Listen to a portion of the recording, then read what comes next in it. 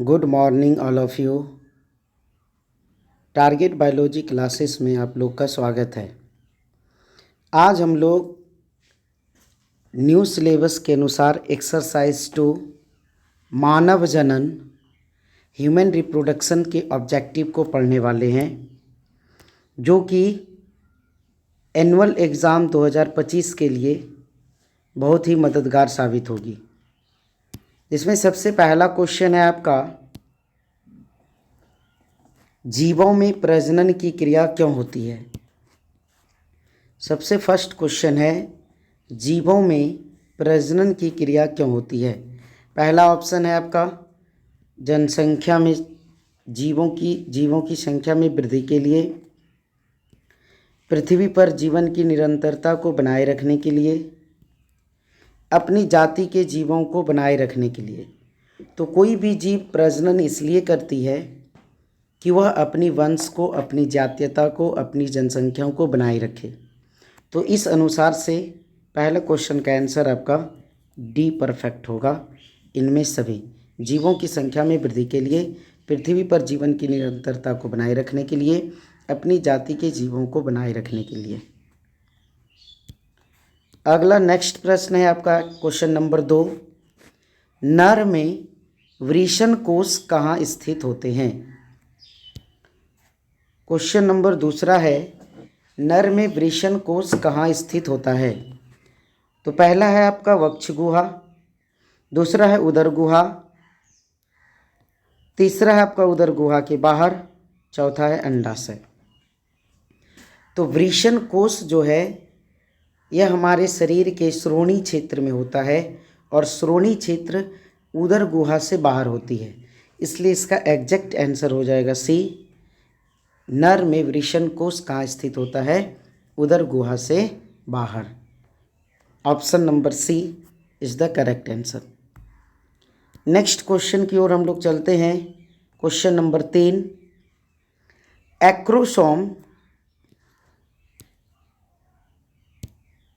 Acrosome निम्नलिखित में से किसका भाग है।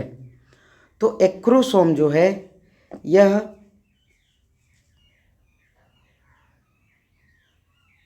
शुक्राणु का जो सबसे हेड वाला भाग होता है, शीर्ष वाला, इसके ऊपर एक टोपी नुमा संरचना पाई जाती है। इस टोपी नुमा संरचना को एक्रोसोम कहा जाता है।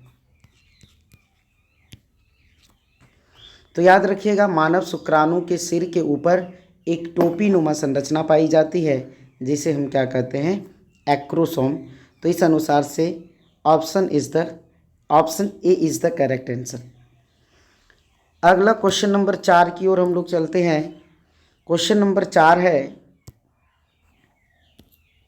शुक्राणु के मध्य भाग का निर्माण होता है केंद्रक से, सेंट्रियोल से, माइटोकॉन्ड्रिया से, एक्सोनिम से। तो शुक्राणु जो है, शुक्राणु को गति करने के लिए क्या चाहिए, ऊर्जा, और वो ऊर्जा उसको किससे मिलती है, माइटोकॉन्ड्रिया से। तो शुक्राणु का जो मध्य भाग है वो किससे निर्मित होता है, माइटोकॉन्ड्रिया से। तो इसका आंसर हो गया माइटोकॉन्ड्रिया।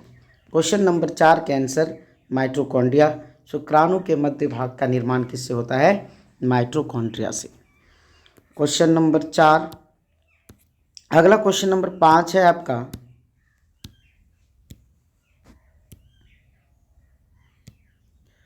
प्राथमिक लैंगिक अंग किसे कहते हैं।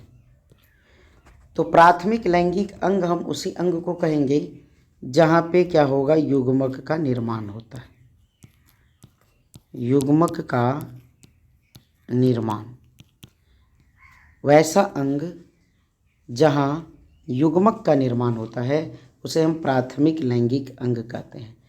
तो नर में प्राथमिक लैंगिक अंग वृषण है और मादा में प्राथमिक लैंगिक अंग वो अंडाशय होता है। तो यहाँ पे हमको ऑप्शन के अनुसार से अधिवृषण, वृषण, शुक्रवाहक, इनमें से कोई नहीं है। तो प्राथमिक लैंगिक जनन अंग जो है वो आपका वृषण होगा, क्योंकि वृषण में ही क्या होता है, युग्मक का निर्माण होता है।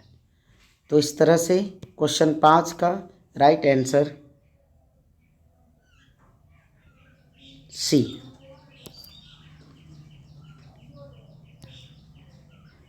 ध्यान दीजिएगा, यहाँ पे थोड़ा सा ऑप्शन में गड़बड़ी हो गई है। ऑप्शन ए अधिवृषण है, ऑप्शन सी यहाँ पे वृषण है, तो इसलिए सी ही हमने बोला, तो सी ही होगा, क्योंकि ऑप्शन लिखने में थोड़ा सा मिस्टेक हो चुका है, इसलिए प्राथमिक लैंगिक अंग वृषण होगा। अगला 6 नंबर क्वेश्चन है आपका, टेस्टोस्टेरोन हार्मोन का उत्पादन कहाँ होता है? तो टेस्टोस्टेरोन जो कि नर हार्मोन के नाम से जाना जाता है, तो ये भी नर में वृषण में ही निर्माण होता है, तो इसलिए टेस्टोस्टेरोन का निर्माण कहाँ होगा? वृषण में। क्वेश्चन 6 का राइट आंसर हो गया बी, वृषण के द्वारा। अगला क्वेश्चन है आपका 7, नर एवं मादा युग्मक के संयोजन से क्या बनता है? तो ध्यान दीजिएगा, नर और मादा के संयोजन से, नर और मादा, नर युग्मक यानी शुक्राणु और मादा युग्मक यानी अंडाणु, इन दोनों का जब संयोजन होता है, जब दोनों आपस में मिलता है, तो इससे जो संरचनाएं, शुक्राणु भी अगुणित होती है, अंडाणु भी अगुणित होती है, इससे जो संरचनाएं बनती है वो क्या होती है? द्विगुणित, जो क्या है आपका? युग्मनज है। तो नर एवं मादा युग्मक के संयोजन से किसका निर्माण होगा? युग्मनज का। तो 7 का करेक्ट आंसर हो गया डी। चलिए नेक्स्ट क्वेश्चन है आपका 8वां, कॉपर ग्रंथि उपस्थित होती है? तो याद रखिएगा, कॉपर ग्रंथि सिर्फ नर में पाई जाती है, मादा में नहीं पाई जाती, इसलिए राइट आंसर ऑप्शन ए नर। अगला क्वेश्चन है 9th, द्वितीयक लैंगिक लक्षणों द्वारा क्या होता है? तो द्वितीयक लैंगिक लक्षण के द्वारा कोई भी व्यक्ति नर है या मादा है, इसके बीच अंतर स्पष्ट हो सकता है, अंतर स्पष्ट किया जाता है। तो इसलिए जिस लक्षण के द्वारा नर और मादा में विभेद हो, वो द्वितीयक लैंगिक लक्षण कहलाती है। तो क्वेश्चन नंबर 9 का आंसर हो जाएगा बी, नर तथा मादा के बीच अंतर स्पष्ट होना। अगला है क्वेश्चन नंबर 10, गर्भाशय किससे संबंधित है? तो नर जनन तंत्र से, मादा जनन तंत्र से, पादप जनन तंत्र से, इनमें से कोई नहीं। तो यहाँ पे जो है आपका गर्भाशय, ये मादा जनन तंत्र से संबंधित है, क्योंकि मादा जनन तंत्र के अंतर्गत गर्भाशय आती है, इसलिए 10 का करेक्ट आंसर बी। अगला 11 नंबर क्वेश्चन में हम चलते हैं, वल्वोयूरेथ्रल ग्रंथि कहाँ स्थित होती है? तो वल्वोयूरेथ्रल ग्रंथि जो है, ये आपके प्रोस्टेट ग्रंथि जहाँ होती है उसके जस्ट थोड़ा सा नीचे स्थित होती है। तो याद रखिएगा, वल्वोयूरेथ्रल ग्रंथि कहाँ स्थित होती है?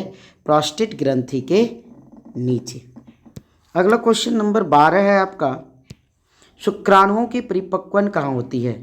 तो शुक्राणुओं का जहाँ तक परिपक्वन की बात है, तो शुक्राणु बनते तो जरूर वृषण में हैं, वृषण में निर्मित होते हैं, लेकिन इसका जो परिपक्वन होता है वो कहाँ होता है? अधिवृषण में होता है। याद रखिएगा, एपिडिडाइमिस में होता है।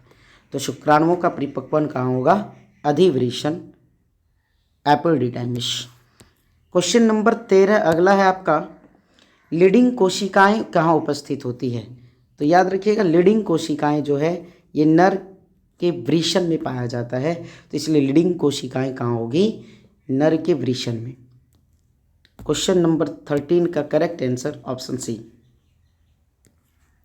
14th नंबर है आपका क्वेश्चन, शुक्रजनक नलिका में पाए जाने वाले पोषक कोशिकाओं को क्या कहते हैं? यानी शुक्रजनक नलिका में ऐसी कौन सी कोशिका है जो कि पोषण देने का काम करती है, शुक्राणुओं को पोषण देती है?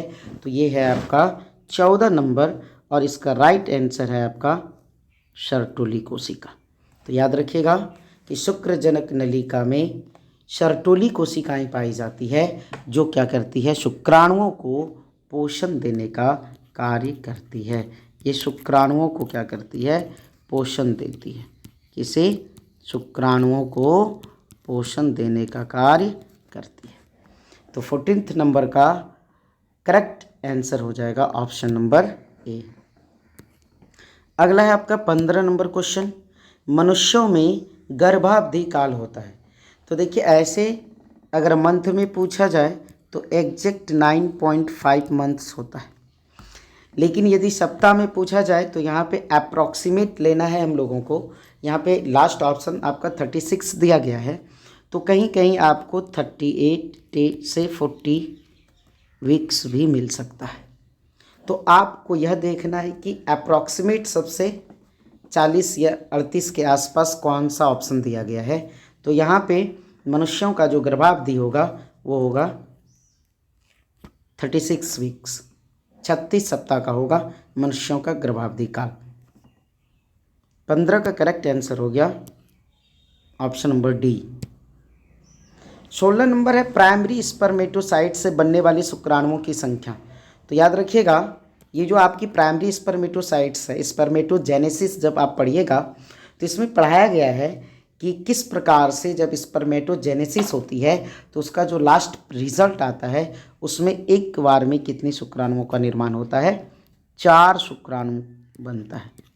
तो याद रखिएगा इस प्राइमरी स्पर्मेटोसाइट से बनने वाली शुक्राणुओं की संख्या कितनी होगी, 4। अगला क्वेश्चन नंबर 17 है आपका द्विगुणित संरचना है। तो निम्नलिखित में से कौन सा द्विगुणित है चुनना है। अंड, ये आपका अगुणित है। दूसरा है पराग, ये भी आपका अगुणित है। दोनों में से तो इसमें नहीं होगा, तो इसमें जो युग्मनज है ये आपका क्या है, द्विगुणित संरचना है। अभी हम जस्ट बताए थे शुक्राणु और अंडाणु दोनों जब फ्यूज होती है तो इससे द्विगुणित संरचना बनती है जिसे हम जाइगोट कहते हैं, युग्मनज कहते हैं। तो 17 का आंसर हो गया आपका डी। क्वेश्चन नंबर 18 है आपका प्रत्येक मासिक चक्र के दौरान अंडोत्सर्जन होता है 2 अंडाणुओं का, 1 अंडाणु का, 2 से अधिक अंडाणुओं का, अंडाणुओं का उत्सर्जन नहीं होता। तो आप यह याद रखिएगा कि जब लड़कियों में या महिलाओं में मासिक चक्र शुरू होती है, आर्तव चक्र जब स्टार्ट होती है तो आर्तव चक्र के मध्य दिन, आर्तव चक्र कितने दिनों की होती है, 28 डेज यानी 28 दिनों की। इसका जो मध्य दिन हुआ 14वां दिन क्या होता है, आपका अंडोत्सर्जन होती है। और कितने अंडाणु का उत्सर्जन होता है, केवल 1। तो इसलिए प्रत्येक महिला के मासिक चक्र के दौरान अंडोत्सर्जन जो होती है कितने अंडाणुओं का होता है, तो सिर्फ 1 अंडाणु ही बनती है। ये option number B is the correct answer. 19 number है आपका अंडाशय में अंडाणुओं का निर्माण होता है। अंडाशय में अंडाणुओं का निर्माण किस प्रक्रिया के द्वारा होता है, यहाँ पे प्रक्रिया पूछा जा रहा है। तो याद रखिएगा कि अंडाशय में जो अंडाणु का निर्माण होता है ये अंड जनन के द्वारा होता है। तो option B is the correct answer. शुक्राणु जनन के द्वारा शुक्राणु का निर्माण होता है और अंड जनन के द्वारा अंडाणु का निर्माण होता है। तो 19 नंबर का आंसर बी आपका करेक्ट। इस लेक्चर का लास्ट क्वेश्चन है आपका 20, अंडाणुओं का निर्माण होता है। तो अंडाणुओं का जो निर्माण होता है यहाँ पे भी थोड़ा सा मिस्टेक ऑप्शन सेट करने में हो गई है, यहाँ पे ध्यान दीजिएगा। पहला ऑप्शन है जनन एंडोथीलियम, दूसरा ऑप्शन है बी जो कि है आपका जनन एपिथीलियम, और ये हो गया आपका पहला ऑप्शन, ये दूसरा, ये तीसरा और ये चौथा। तो इसलिए पहला ऑप्शन आपका जनन एंडोथीलियम है, ये नहीं होगी। दूसरा ऑप्शन है जनन एपिथीलियम, इसी जनन एलिथीलियम से अंडाणुओं का क्या होता है, निर्माण होता है। सी ऑप्शन है जनन मीजोथीलियम, ये नहीं होगा। अंतराली कोशिका, ये भी नहीं होगा। और जनन एंडोथीलियम, ये भी नहीं होगा। तो राइट ऑप्शन बी। तो इसमें बस इतना ही है। आगे का जो है आपको पुनः न्यू लेक्चर मिलेगा जिसमें कि इसके आगे 20 से आगे की क्वेश्चन को बताया जाएगा। जितना क्वेश्चन बताए इसको आप लोग बार बार देखें, बार बार रिवीजन करें ताकि आपकी जो जानकारी हो कन्फर्म हो सके और आप एग्ज़ाम में अच्छा से अच्छा मार्क्स ले आएँ। धन्यवाद।